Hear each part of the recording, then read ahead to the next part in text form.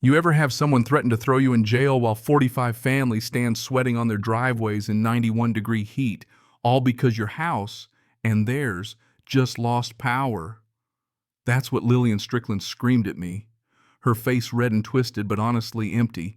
Threats don't mean much when you know you're not breaking the law, and especially not when you're standing on land your family owned almost half a century before her little HOA even existed. See, Lillian tried to bully me off this land by cutting my power as some twisted punishment, but she didn't realize that in tampering with my electrical line, she'd actually shut down the substation that powered her entire neighborhood.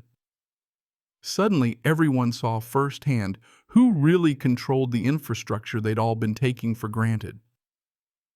Let me tell you, watching somebody realize authority and actual ownership are not the same thing. It's something else. Have you ever seen it happen?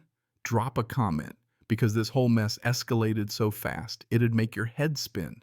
It started on a quiet Monday with an envelope sitting in my mailbox like a rattlesnake ready to strike, thick cream-colored and sealed with the Lakeside Meadows HOA wax logo. I just poured my coffee and was staring out the window at the lake, same view my grandfather watched every morning for 30 years when I saw that envelope waiting. And as soon as I tore it open, standing right there by the mailbox, coffee mug in hand, I could feel my piece slipping away. Notice of violation. Unauthorized path usage. That's what screamed at me in bold print. Apparently, the unauthorized footpath I'd used to walk down to the lake, the same trail I'd been walking since I was a kid, was suddenly worth a $500 fine due in 2 weeks, or I'd face appropriate legal action. Lillian had signed her name across 3 lines, all flourish and ego. I just stood under those old oak trees my grandfather planted and let the cicadas hum while I stared at her letter. The path in question, my grandfather had cleared it before there was even a developer on the horizon. Now, after 2 generations, the HOA wanted to erase it with a fine.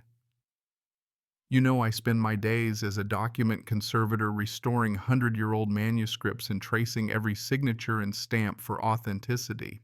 So when someone claims they own something or have rights over me, my first reaction isn't anger, it's, show me the paperwork. Instead of calling Lillian and yelling, I set down my coffee, walked into my study, and opened the fireproof filing cabinet. There it was, the deed stored in a perfect archival sleeve, yellowed at the edges, but clear as day, 5 acres, with waterfront access, bought by Richard Ramsey, June 12, 1978. My grandfather's signature witnessed and notarized. I pulled the old county survey map too. The footpath was entirely on my property, nowhere near any HOA boundary. The morning sunlight slanted across my desk as I sat with those papers, hearing the faint hum of the substation out back, the one my grandfather used to call the heartbeat of the neighborhood. Lakeside Meadows HOA didn't exist until 2010, when a developer threw up 45 identical houses all around us. My grandfather had refused to sell even when they waved big money. The developer built around us, and when the HOA formed, they drew up their little charter with 0 input from the only folks who'd ever really lived here. Lillian took over as president a couple years ago, and she treated the job like she was the mayor of a tiny postage stamp nation. She'd sent me violation notices before. My grass was an inch too tall. My mailbox post was an inch too short. My shutters weren't approved, forest green. Never mind that my grandfather chose the color in 1985. But I ignored most of it. Her rules had no power over land that predated the HOA. But this was about lake access, about someone trying to erase history to fit their spreadsheet. So I called my old friend Iris, who's a real estate attorney, one of those people who actually knows the difference between regulations and real rights. I laid out my documents just like I would at work, deed survey photos of the trail and boundary markers, even my grandfather's old notes, all labeled and dated. I brought everything to her office, which smelled like old leather, and fresh coffee makes you feel like real work happens there. Iris barely needed 10 minutes. She scanned the survey, tapped the map, and told me flat out, they have no legal basis. Your property line runs 15 feet past the footpath. Their 2010 regulations can't override your 1978 deed. She was calm, but her eyes sparkled. They can make noise, but they can't enforce that fine. Just don't expect them to back off easily. Lillian likes her power plays. Turns out Iris already had 3 other clients in Lakeside Meadows dealing with similar overreach from Lillian people who just paid up rather than fight.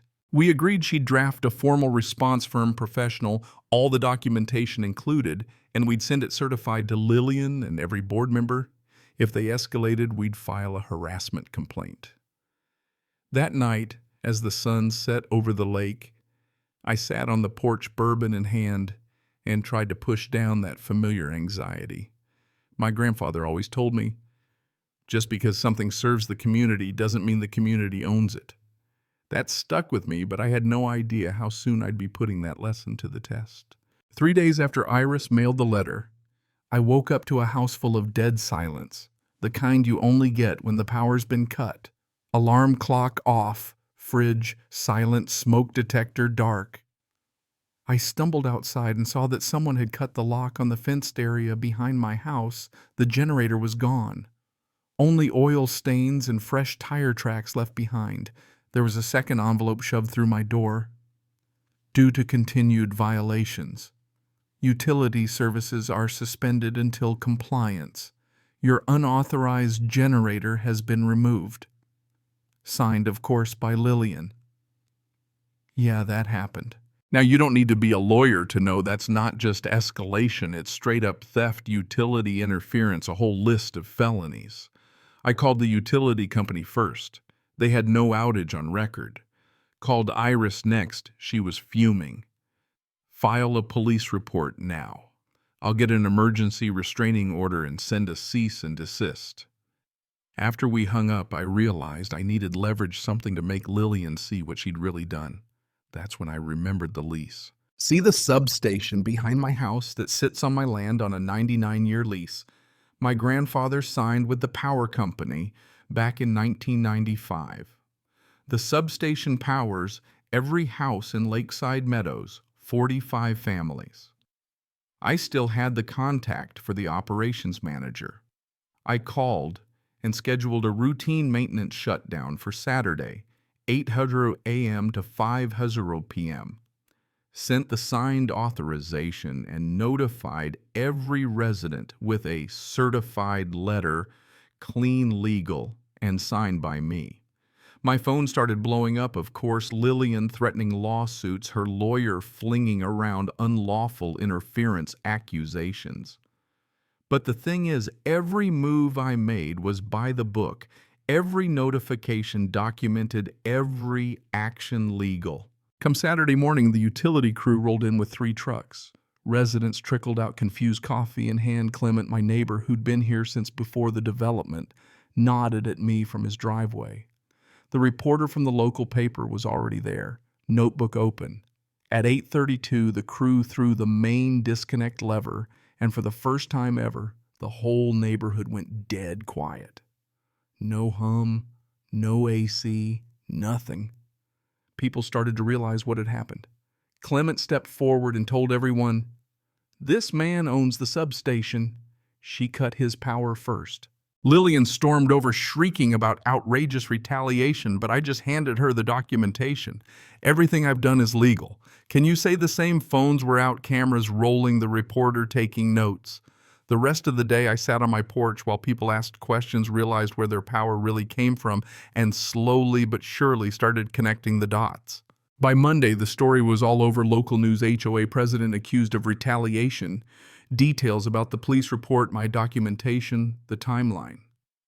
Tuesday, a county inspector knocked on my door. He spent 2 hours going over my records and told me, "You're not the first to complain, but you have the best documentation." Later, Iris called. Police found my stolen generator in Edgar's storage unit, Edgar being Lillian's right hand. The DA was looking at criminal charges for both of them. The HOA called an emergency meeting and the community center was packed. Residents demanded answers, brought up other bogus fines, called for resignations. One by one, people started speaking up, folks who'd paid fines, who'd been threatened, who realized how Lillian had been using authority she never really had. By 8:30 that night, the board was dissolved.